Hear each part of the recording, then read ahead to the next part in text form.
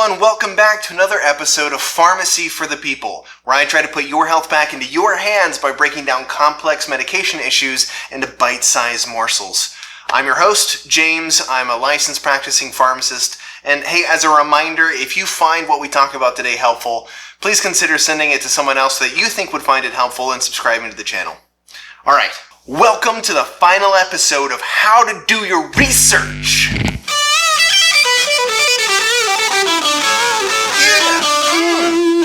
Yeah, get it. Born out of the combination of people yelling at others to do your research and the very real need to investigate and validate claims made by other people, the first two episodes of this series were about finding reliable information. And then this is the last episode of the last two episodes, which was about how to avoid drawing poor conclusions from that information. If you've not caught the other episodes yet, I strongly recommend it, but this episode and the information will stand on its own if you don't feel like it. In the last episode, we talked about logical fallacies, either intentional or unintentional errors in rationale that can subvert and derail a debate and its ultimate conclusion. Today, we're not talking about errors in our thinking or rationale. We're talking about the subconscious itself. These phenomena influence our decisions and conclusions without our permission or input and change the way that we interpret the world. Cognitive biases. We are talking about cognitive biases, and just like in the last episode, the reason I'm focusing on this topic, which is decidedly within the realms of psychology and sociology, not pharmacy, is because the effect that cognitive biases have on our minds directly impacts the way that we make medical decisions. We are more than just information decipherers. We conclude and we act for far more reasons than just the availability of information itself. Our environments directly impact our perspectives. They affect us. And the culture around us and within us can be directly responsible for delusions and disillusionment about our health. So consider this like cross-training for effective healthcare. Right then, examples. What if we start off with an example of a cognitive bias that I explained in a previous episode for you veteran watchers? Let's talk about the Dunning-Kruger effect. The Dunning-Kruger effect is the phenomenon where the less we know about a particular field, the more confident we feel about our understanding of that field. Then the more knowledge we gain, the more we recognize how little we know, and the less confident we feel. Finally, as we gain more experience, our confidence rises again, but this time in realistic conjunction with our knowledge. The issue here is that in our incompetence, we lack the ability to accurately assess our incompetence. Isn't that just ridiculous? In other words, you don't know what you don't know. We don't know what we don't know. We don't have a scope for the information that we don't understand yet. Alright, think about watching the Olympics. You watch a 19-year-old climb to the top of a 10-meter tower, jump into a tight spiral, hurtle towards the earth, or towards the pool, I hope, nearing terminal velocity, and then they slip into the water like a baby's burp. And then you hear the judges and the commentators pick it apart and point out all the places that they weren't perfect. And then instead of getting a 10.0 like you think they should get, they only get like a 7.25. That at some point watching this, you realize just how little you know about the sport of Olympic diving. And you're like, man, wow, I didn't know all that much. But you might still feel some confidence until you yourself climb up on top of a 1-meter diving board, jump off like a scared cat, and flop haplessly in the water like a headless chicken. That phenomenon that constantly makes us go, oh, wow, that's way harder than it looks. That's the Dunning-Kruger effect. And it tends to manifest as the least competent of us speaking the most confidently about different topics. But again, these are subconscious biases. These are things happening below our conscious minds. We don't set out to be overly confident about something we actually don't understand. We are confident in our ignorance. It's the default. The only way out of it is to understand the bias itself and to recognize it in ourselves, and then start to recognize your abilities in the appropriate light. I'm sure we can all identify with that one. Okay, here's another one. It's called the spotlight effect. Imagine walking down the hall in high school and you can feel everybody's eyes on you. They're all staring at you, at your shirt, the way that you didn't brush your hair. The spotlight effect is the name given to the phenomenon where we constantly feel like all eyes are on us, judging us and condemning us, loving us and praising us. But in reality, everyone's just thinking about themselves. They're not thinking about how getting 2 desserts make you look like a fatty. No, they're thinking about how the pimple somewhere on their equally self-conscious face is what everybody else is looking at. But no, they're just thinking about themselves. They're not looking at you sitting across the way. Okay, so now you can kind of see the trend. Cognitive biases are subconscious effects that happen to all of us at different times in our lives. So what other biases are there, and how are they currently affecting the way that you think? Some of these biases are going to blow your mind. The Zeigarnik effect, I literally just learned about this one when I was doing research for this episode. This is the tendency to best remember the tasks that we have not yet finished, but completely forget the ones that we have finished. I was like, oh my gosh, this is a thing? It makes so much sense. I don't know about the rest of you guys, but I cannot stop thinking about my Cursive to-do list. How guilty I feel about still needing to wash the car or work on another episode for Pharmacy for the People or finish one of the books I'm reading. But I don't give myself credit for all the tasks that I have finished, like paying the bills or deworming the horses or teaching my 10-month-old how to wave her little hand. It's adorable. So who else identifies with this? Anybody else? All you can think about is your to-do list? No? No, just me? That's on me? Okay, the fundamental attribution error is judging someone else's mistakes based on their character or their fundamental attribute, but judging our mistakes based on our circumstances. Does that sound familiar? All right, so imagine you're driving and you see someone who's been pulled over and you're like, ha, that's right, it serves you right. You were driving dangerously and self-servingly. You were being selfish and you should have been pulled over because you're a dangerous hazard. Then 10 minutes down the road, you get pulled over and you're like, what the heck? No, I'm only driving fast because the lights kept turning red and I'm late for work because I didn't bother to wake up on time or leave my house because I didn't feel like it. Or walking into work one day, you see somebody who's kind of disheveled and not put together super nicely that day, and you're like, geez, she's a slob, huh? But then we come into work looking like our closet's vomited on us, and we're like, oh, it's just because my child was sick, or I was in a hurry, and things didn't go well. It's not my fault.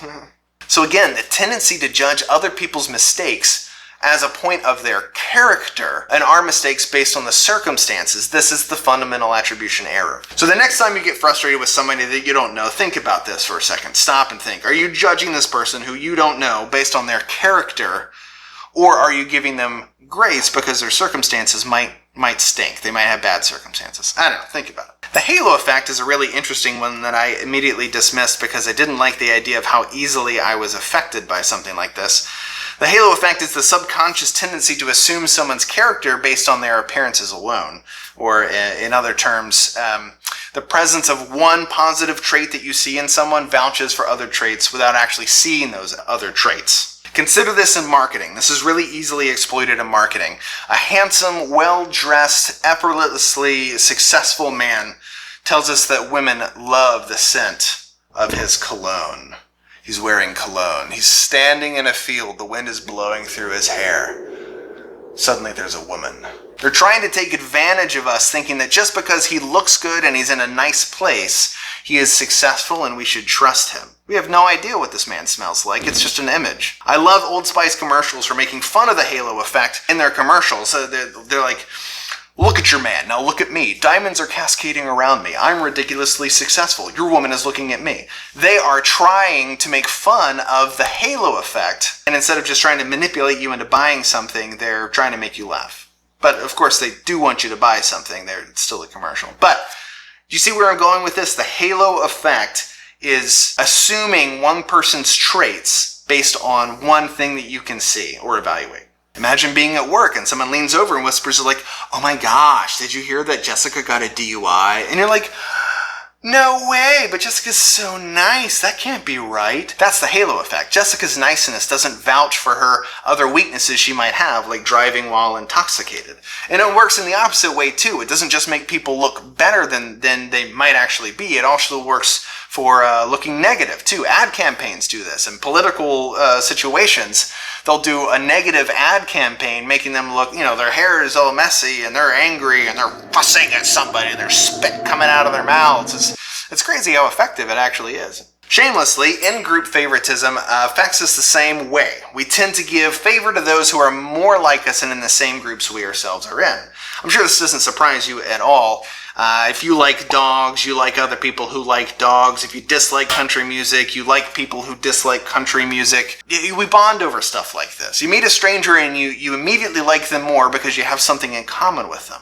That's okay. Not all biases are bad. Liking people who are similar to you is not a negative thing, but it can become a negative thing when it causes us to marginalize or dehumanize people that are outside of our groups. You like people at your church more than the people that are at the church down the street, or you mistrust someone because of the color of their skin, or you only spend time with people who look and act the same way that you look and act. The in-group favoritism bias turns into a liability when it starts doing that. The cursive knowledge bias, I really like this one. The cursive knowledge bias is the assumption that once you've learned something, it should be obvious to everyone else. Again, this is subconscious. Keep that in mind. Let's say after 26 years of life, you finally make the connection that an acronym is only the abbreviations that you can pronounce as a word in and of themselves, like laser, NASA, scuba, STEMI, POTUS, etc. All the other abbreviations that are only letters are called initialisms, like FBI, CIA, NFT, NGT, PCA, etc., etc. It hits you like a punch in the face, and the lights stay on permanently, and then suddenly you and your new epiphany are now BFFs. So the next time you hear someone say something like, oh, all these acronyms like USA and ATM and BBC, you're like, oh my gosh, you idiot, those are initialisms. We've forgotten the process that it took for us to arrive where we are, to learn what we now know. That's the curse of knowledge, and it can manifest very differently too. Instead of thinking, get it right, you turd, we might think, well, yeah, everybody knows this thing that I know because I know it, everybody knows it. Teachers forget how they learned a particular concept and struggle to explain it simply enough for students to understand it, and they just get frustrated instead and angry that the student isn't trying hard enough. Parents struggle to watch their kids go through the process of learning something themselves and get angry and end up doing it for the child, undercutting the learning process. Scientists forget they overlook the need to teach the basic of a concept before they introduce a complex plan of action to a layperson. We simply fail to take into account the process and failures that we experience to get us where we are today in our understanding. That's the curse of knowledge. Ooh, the anchoring bias. The anchoring bias is a really classic one. It's used very frequently in marketing as well. It's the idea that the first thing that you evaluate in a set of evaluations becomes the thing that becomes the standard for any subsequent evaluations. The really classic example of the anchoring bias is when you go to buy a car, you walk onto the lot and you've got all these cars with these big price tags on the front of them, and they're really high price tags. And then here's one that's got a nice low price tag. By comparison, right? By comparison, it's a nice low price tag, and it might be a nice juicy discount, but they're only selling this car for just slightly above the market price, the market value, not really high above the market value. It's the anchoring bias. Because we've already anchored against the high prices, this nice low price looks like a great deal. Clothing in stores that's really only worth $10 is marked down to $50 from $150. We anchor against the $150 and buy it for a measly 500% markup instead of a 1,500% markup. You see where I'm going with this? We think that $150 is crazy high, but $50 sounds pretty good based on $150. But if the thing is only worth $10, I'm over-explaining this. This can also happen with issues of morality as well, like someone who only recklessly endangered the lives of 65 people looks pretty harmless next to the person that took 5 lives. Hey mom, can I go take the car to go street racing today with my friends? Have you lost your friggin' mind? Of course you can't have the car to go street racing. Oh, okay, well what if I take the car to go see a movie instead? Yeah, I suppose that's fine. You see? Yeah, anchoring bias. The key phrase is it's not that bad by comparison. Okay, I hope you followed all of that. Those are fun little cognitive biases that I'm sure we can all identify with on some level, and also helps to introduce you to the concept. Now, let's get serious for just a minute here. This is where the rubber hits the road between do your research and our frequent inability to successfully do our own research. This is why objectivity is so hard to come by, and why it can be so easy to be completely wrong. First, let's rip off that biggest band-aid and let's talk about confirmation bias. Confirmation bias is the tendency to subconsciously seek out, approve, or recall information that supports what we already believe. And the reverse, avoiding or selectively disapproving information that's contrary to what we believe. This is the mother of all biases, and it causes us to selectively sort through all this information and only keep what agrees with us. This is the single greatest reason why information presented over social media is such an Achilles heel to drawing appropriate conclusions. Social media platforms are not quiet about the fact that they use special algorithms to identify the subjects that you like and present related information to you over and over again.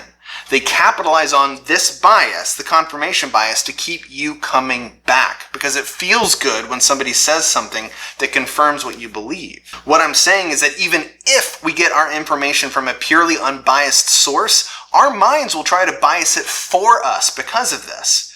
But we don't even get a chance because social media is much easier and it makes us feel good.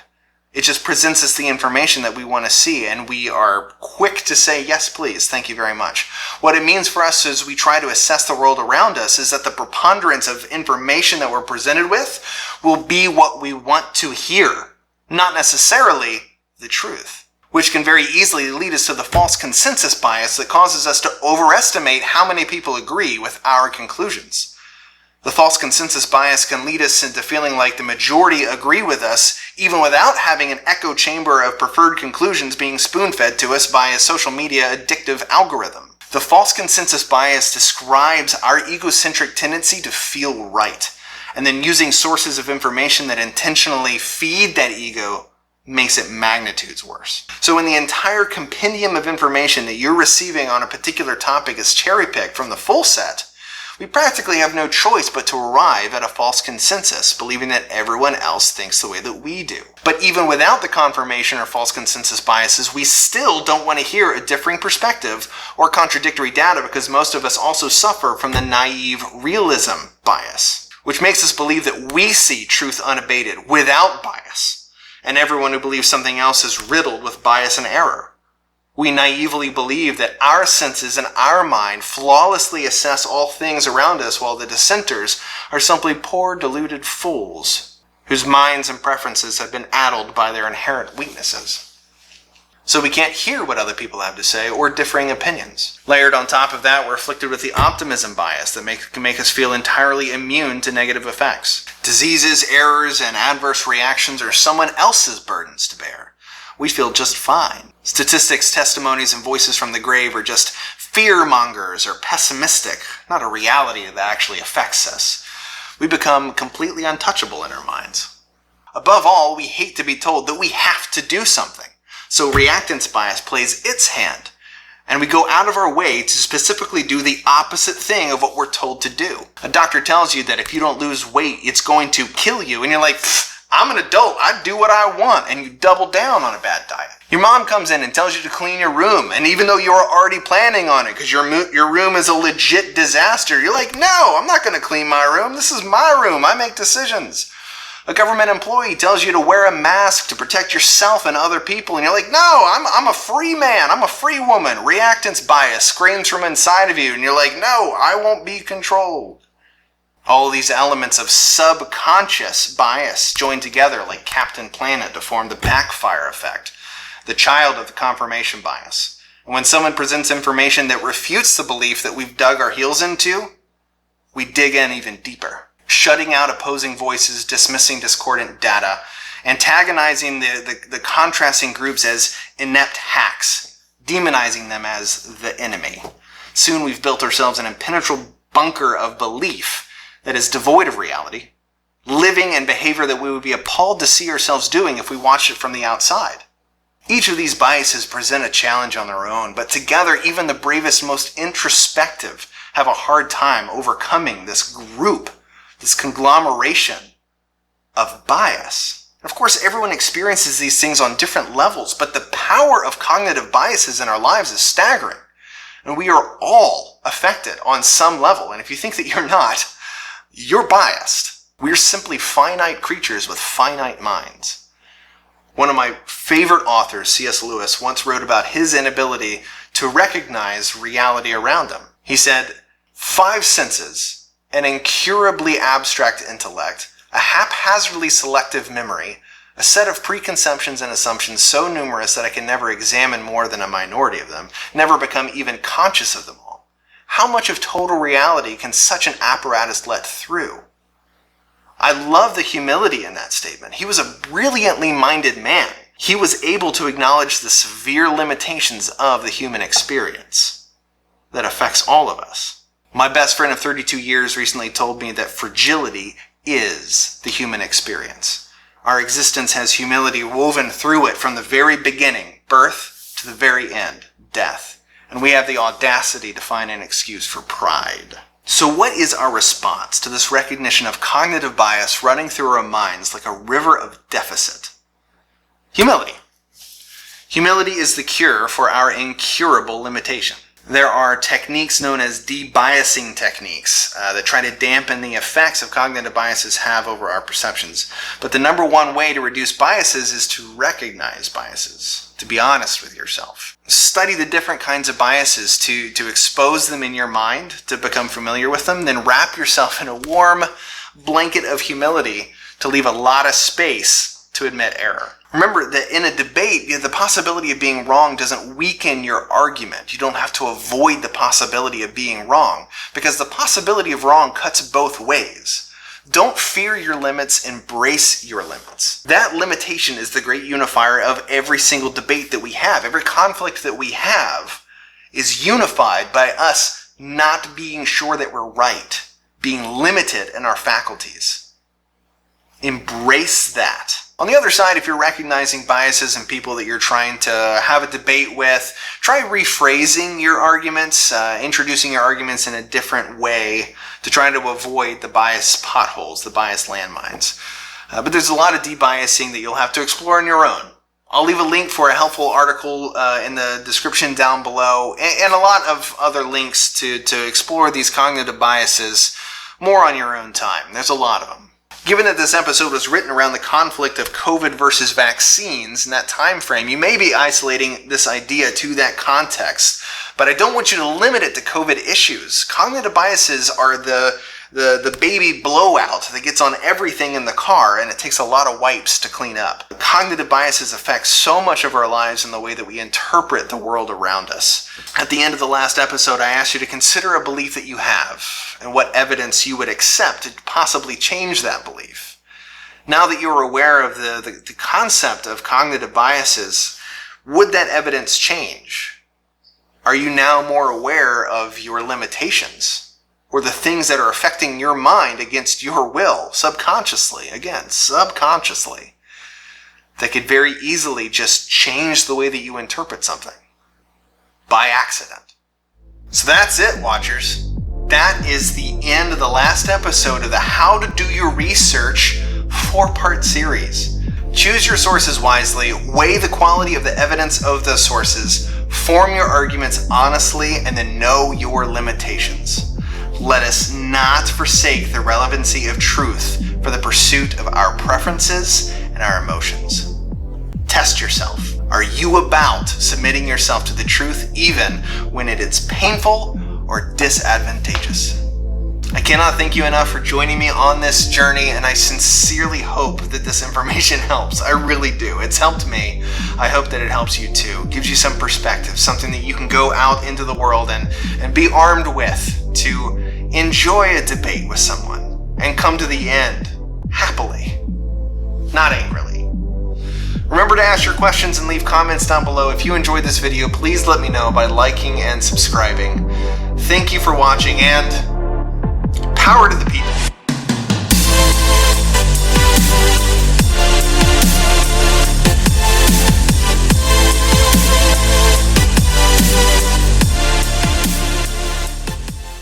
Form your arguments honestly and recognize your limitations.